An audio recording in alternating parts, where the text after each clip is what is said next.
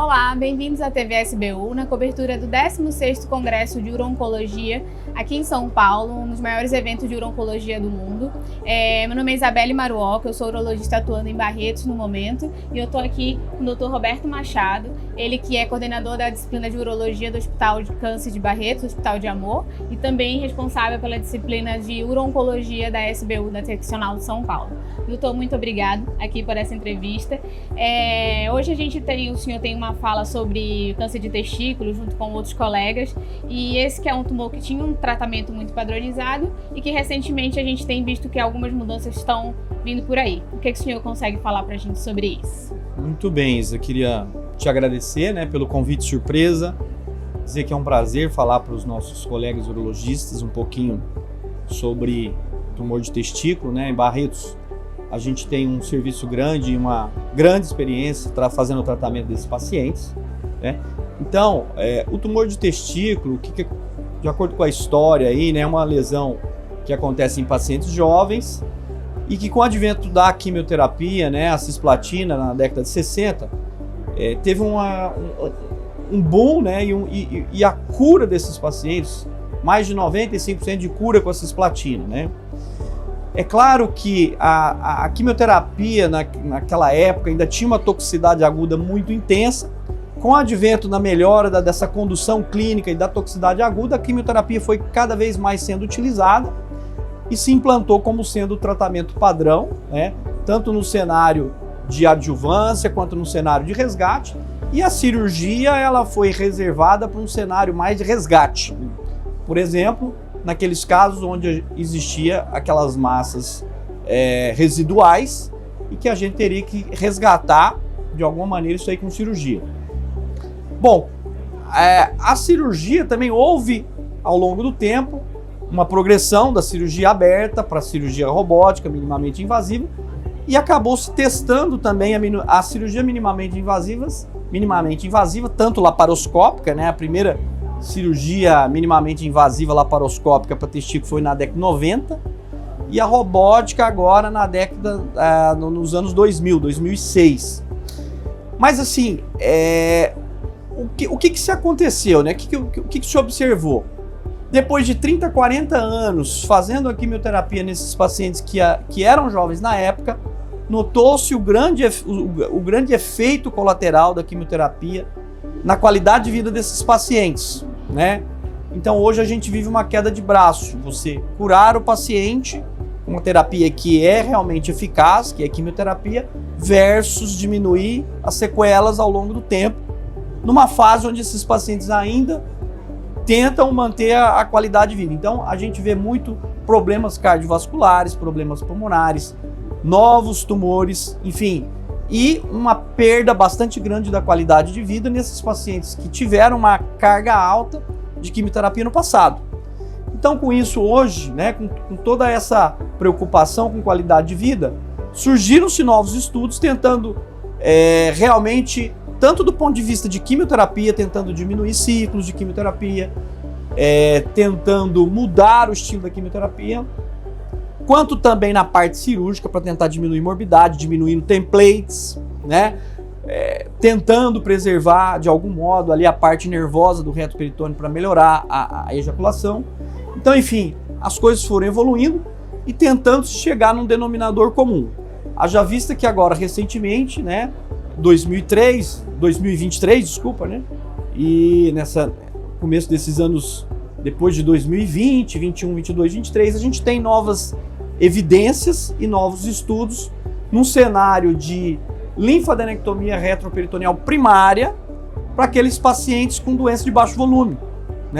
naqueles estadiamentos onde, ou até naqueles casos que antigamente a gente fazia vigilância, naquele estádio 1 de alto risco, que você fazia a vigilância ou fazia quimioterapia com um ciclo, ou naquele cenário de doença retroperitoneal, estádio 2A e 2B, doença de baixo volume, onde hoje agora você tem a opção, nesses estudos prospectivos, estudos mais bem desenhados, onde a gente consegue ver que a linfadenectomia tem um papel importante, e que talvez a linfadenectomia nesse cenário de doença primária, hoje para seminoma e até para não seminoma, né, seminoma está mais bem desenhado, pode ser uma grande opção, né, e no guidelines do NCCN a gente já tem a linfadenectomia retroperitoneal primária no cenário de doença de baixo volume, retroperitoneal de baixo volume, estadio 2A, 2B, não 2C, que aí você tem já lesões maiores que 5 centímetros, o risco de recidiva aumenta muito,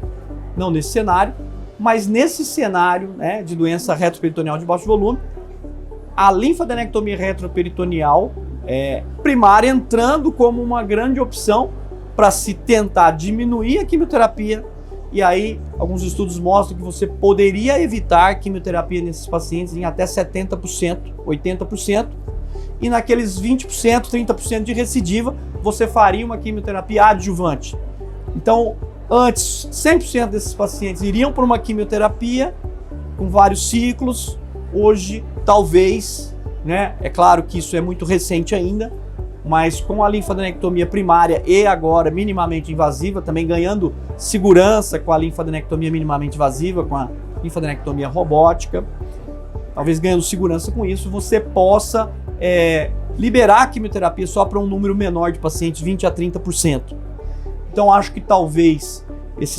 alguns estudos, são 3 estudos basicamente recentes que foram publicados agora, tanto os estudos alemães quanto americanos, mostrando que a linfadenectomia neste cenário seria uma opção interessante, principalmente quando você tem marcadores tumorais normais, né? Então, assim, são vários os detalhes, é disso que a gente vai falar aqui na mesa, vamos debater. E do ponto de vista, talvez, de diagnóstico, o que tem aparecido como recente, como novidade, e talvez até melhor do que os marcadores séricos como fator prognóstico, seria os microRNA. Isso também já foi testado em alguns estudos, com poucos casos, e mostrando que tanto num cenário de prognóstico, quanto indicando terapêutica, os microRNAs talvez entre nessa questão. Então acho que são essas as novidades que eu vejo, né? Tentar diminuir ciclos de quimioterapia e tentar diminuir morbidade nesses pacientes que antes todos iriam para quimioterapia. Com o evoluir da cirurgia minimamente invasiva, cirurgia robótica, né, com baixa taxa de sangramento, hospitalização, dor, enfim, tudo que a gente sabe de benefício que a minimamente invasiva pode trazer. É claro que isso ainda são cirurgias que são reservadas em grandes centros. Claro que você precisa ter uma familiaridade com a anatomia do reto peritônio, ser um expert em cirurgia aberta, enfim, eu acho que